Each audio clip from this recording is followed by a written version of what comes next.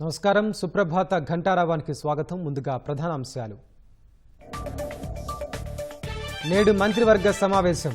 CRDA ఆమోదించిన పనులకు పచ్చజెండా ఊపే అవకాశం.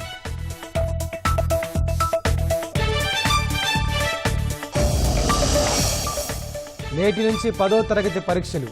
మాస్ కాపీయింగ్కు తావు లేకుండా పక్కాగా ఏర్పాట్లు.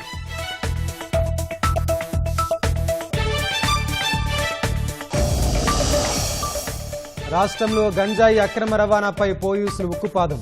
స్మగ్లర్ల ఆస్తులను జప్తు చేస్తున్న ఈగల్ టీం.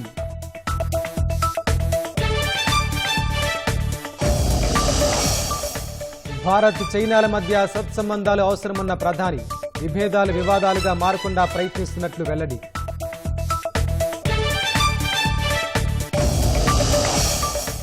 ప్రధాని మోదీ కపటత్వానికి పరిమితి లేదన్న కాంగ్రెస్.